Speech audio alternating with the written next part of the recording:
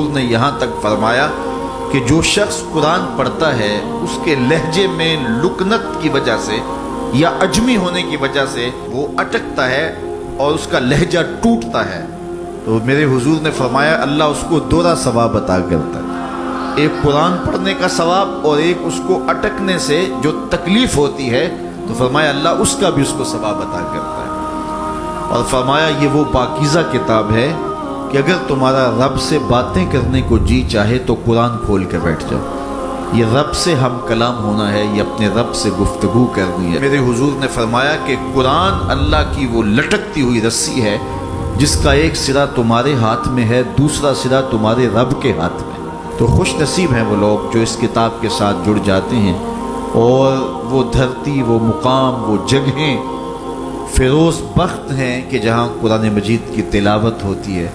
گھروں کو قبرستان نہ بناؤ، گھروں میں نوافل ادا کرو اور قرآن مجید کی تلاوت سے اپنے گھروں کو آباد کرو۔ اگر گھر میں روزانہ کی بنیاد پہ قرآن مجید کی تلاوت کا معمول بن جائے تو پھر کوئی جن، کوئی بھوت، کوئی آسیب اور کوئی بدروح آپ کو تنگ نہیں کر سکتی۔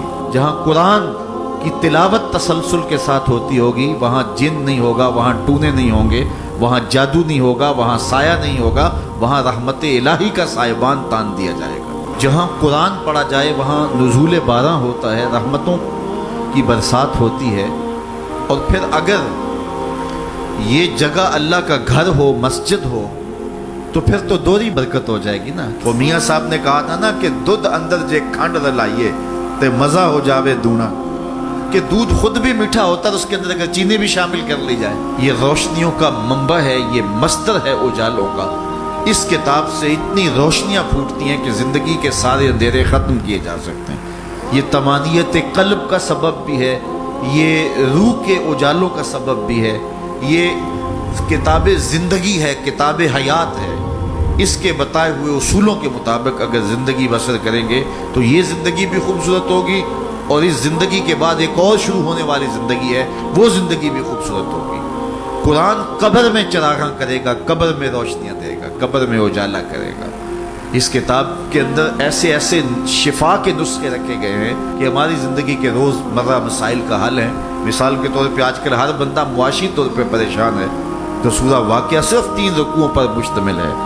اگر یہ معمول زندگی بنا لیں تو سورہ واقعہ جہاں ہوگی وہاں نحوستیں اور بے برکتیاں نہیں ہوں گی۔ سورہ یاسین پڑھو گے تو بے پناہ برکتیں اس کے دامن میں رکھی ہوئی ہیں۔ اسی طرح سورہ اخلاص صرف 3 مرتبہ پڑھیں گے تو پورے قرآن پڑھنے کا ثواب نصیب کر دیا جائے گا۔ ایک شخص حضور کی خدمت میں حاضر ہوا اور اس نے حضور سے کہا کثیر العیال ہوں، ذرائع آمدنی بہت تھوڑے ہیں، تو میرے لیے کوئی دعا کیجئے، کوئی مجھے نسخہ بتائیے۔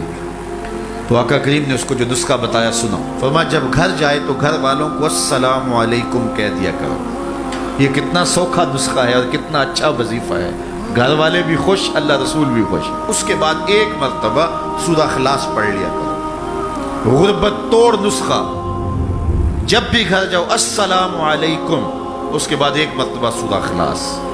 اور میرے حضور نے فرمایا کبھی ایسا ہو کہ تو گھر جائے، گھر میں کوئی بھی موجود نہ ہو، تو فرمایا عمل چھوڑنا نہیں، فسلم علیہ، پھر مجھے سلام کہہ دینا۔ وہ اپنے نام لیواؤں کو تنہا چھوڑتے کب ہیں، جہاں ہم دم نہ ہو کوئی وہاں سرکار ہوتے۔ وہ کہتے ہیں میں عمل شروع کر دیا، گھر جاتا السلام علیکم، اس کے بعد السلام علیکم کے بعد میں سورہ اخلاص ایک بار پڑھ دیتا۔ اس عمل کی برکت سے میں نے تو امیر ہونا ہی ہونا تھا، میرے ہمسائے بھی امیر ہو گئے، میرے ہمسائے بھی امیر ہو گئے۔ تو قرآن کو اپنی زندگی میں بسا لو، قرآن کو شامل کر لو، دنیا بھی سنورے گی، قبر بھی سنورے گی، نزا کا عالم بھی سنورے گا، حشر میں بھی اجالے ہوں گے، جنت کی بہاریں بھی نصیب ہوں اور رسول اللہ کا ساتھ نصیب ہوگا۔ تو اس کتاب سے جڑو، اس کو ورق ورق پڑھو، اس کو حرف حرف پڑھو، اس کو رکوع رکوع پڑھو، اس کا ایک ایک آیت ممکن ہو تو ایک ایک آیت روز پڑھ لو، اور اس کو ترجمے اور تفسیر کے ساتھ، توضیح کے ساتھ، شان نزول کے ساتھ اس کتاب اللہ کی تلاوت کا معمول بناؤ۔